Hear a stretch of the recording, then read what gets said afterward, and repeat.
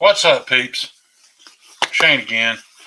Ready to do my short-term review on the Miguron knives, Moyar. I don't know how to pronounce it, but I did an unboxing on it a few days ago. Kind of wanted to give you my opinion and the decision I've come to on it. I just wanted to show you what you get when you do buy it. It's just a very plain Jane baby blue box. You get the knife and a Miguron microfiber towel. So yeah, that's the packaging. On to the knife. I was really interested in this one. This is actually one of the few um, latest Chinese knives that kind of caught my attention. Um, I still am not sure why. This knife reminds me of something else. There's a reason why I was interested in it. I can't put my finger on what it is. It just, I don't know. It reminds me of a different, another knife, kind of a similar design. So that's why I wanted to check it out. And it has been fairly popular. These things are selling really well. And I want to go over what I think about it. So as you can see, um, I guess most would consider this a full size knife. It does, fill my entire hand, and I have a 2XL hand. But I don't think it's a big knife, in my opinion. This is more of a medium size, about a 3.5 inch blade. It's got a very generous finger choil up here, so I can slide up, to get some control cuts if I need to. I forgot to check with Kyle to see if he has sharpened this yet. If he hasn't, then I am impressed with the edge that's on it. If Miguron did that, hey, hats off to them. It does have a 14C 28N steel blade, so that's always a plus. You guys hear me complain a lot about HRCs and heat treats and things like that, and this knife brings up a very good point.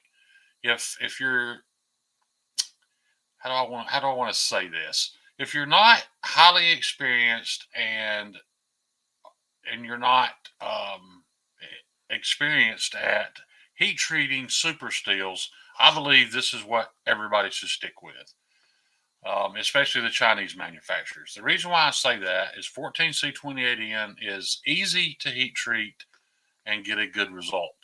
Um, that's why I think all the Chinese knife manufacturers should probably just stick to 14C28N because you're getting good performance out of it without paying the extra price. There's no point in buying an S90V or any super steel, in my opinion, out of China because you're not getting the performance that you are paying for. In all fairness, there's some American companies out there that are the same way.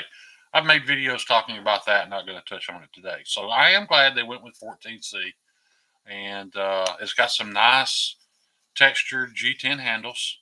It's got the Miguron logo and the pivot there, and a nice light blue anodized titanium pocket clip, which does work well in and out of the pocket. As you can see there, it's ramped well for going in the pocket.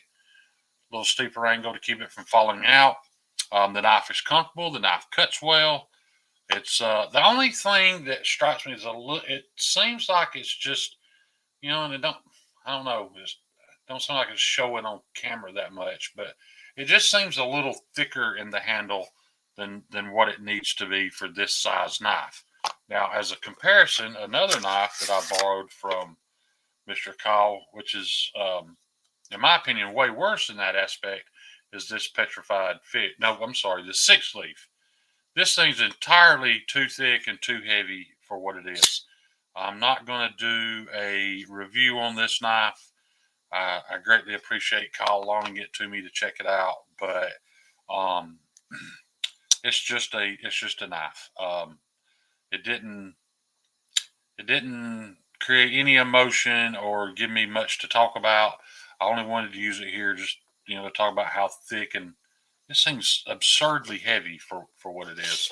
But anyway, the only reason I brought that up is it does seem like in this size of a knife and this size